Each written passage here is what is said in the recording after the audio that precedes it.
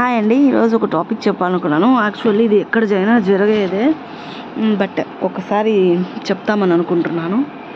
యాక్చువల్గా స్కూల్స్లో ఎలా ఉందంటే పరిస్థితి, ఇంత ఫీజు అండి, మీరు ఎన్ని దఫాలుగా కడతారు, టర్మ్ 1, టర్మ్ 2, టర్మ్ 3గా కట్టచ్చు, లేదా మొత్తం అంతా ఒకటేసారి కట్టచ్చు, లేదా ప్యాకేజ్ సిస్టమ్ 3 ఇయర్స్కి ఇంత అమౌంట్ అని చెప్పని కట్టచ్చు. ఎలా కడతారు, ఏ విధంగా కడతారు? మేము మా స్కూల్లో వచ్చి ఆ టైంకి యాక్టివిటీస్ అనేవి ఏమేమో పెడతారండి స్కూల్స్లో. అంటే వచ్చే పేరెంట్స్ చూడడానికి, వాళ్ళని అట్రాక్ట్ చేయడానికి ఏనేనో యాక్టివిటీస్ అని చెప్పి అనేది పెడుతుంటారండి స్కూల్స్లో. అంతే అండి. ఫీజులు కట్టామా, బుక్ ఫీజు ప్లస్ యూనిఫామ్ ఫీజుని అది ఒక సపరేట్గా కట్టించుకుంటారు. అంతే, మనం కట్టేసామా, అంతటితో మీ పని అయిపోయింది. అంతే. మీకు మాకు ఏమీ సంబంధం లేదు, ఏది అడిగినా జరిగినా మాకు సంబంధం లేదన్నట్టుగా ఏ ఒక్కదానికి రెస్పాన్సిబిలిటీ తీసుకోవట్లేదండి స్కూల్స్లో. ఫర్ ఎగ్జాంపుల్, ఏమండి, మా అమ్మాయి డివిజన్ చెప్పారు.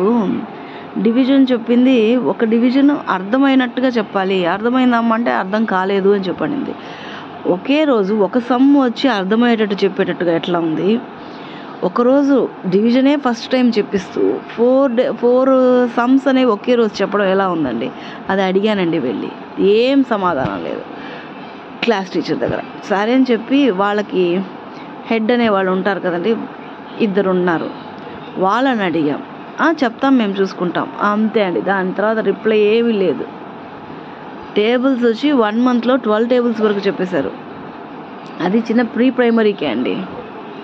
వాళ్ళ చిన్న బుర్రలకి వాళ్ళు స్టోర్ చేసుకోవాలంటే నెమ్మదిగా 1కి 10 సార్లు చెప్తేనే అర్థమవుతుంది కదండి. మీరు అనొచ్చు, అది ఆ కాలం, ఇప్పుడు ఇది ఈ కాలం. టాయిలెట్స్ సరిగా ఉండవండి. ఇది ఒక పేరెంట్ దగ్గర నుంచి కాదండి, చాలా పేరెంట్స్ మా దగ్గర నుంచి కంప్లైంట్ వచ్చినా పట్టించుకోరు.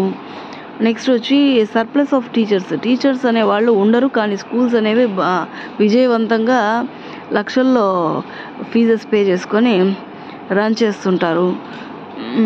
నెక్స్ట్ వచ్చి యాన్యువల్ డే అని చెప్పి సెలబ్రేట్ చేస్తారు.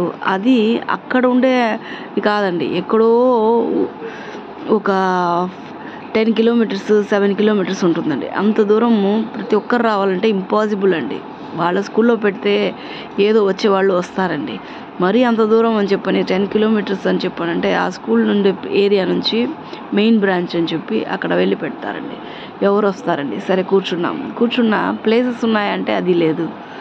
ఫ్యాన్ ఏమైనా తిరుగుతుందా అంటే అది లేదు. ఇవన్నీ ఎవరికి చెప్పుకోవాలండి? చెప్పినా ఏం ప్రయోజనం? ఒక రోజుకి అడ్జస్ట్ అవ్వండి అంటారు. అదే ఒక రోజుకి ఫీజు కట్టకుండానే ఒక 2 రోజులు అడ్జస్ట్ అవ్వమంటే మీరు అడ్జస్ట్ అవుతారండి? వాళ్ళు అడ్జస్ట్ అవుతారా? అట్లా ఉన్నాయండి ప్రజెంట్ స్కూల్ సిచ్యువేషన్స్. మనం ఏమి అడగకూడదు, ఫీజు మాత్రమే పే చేసేసేయాలి. తిరిగి మనం ఏం అడగడానికి రెస్పాన్సిబిలిటీ లేదు అన్నట్టుగా ఉన్నాయండి స్కూల్స్.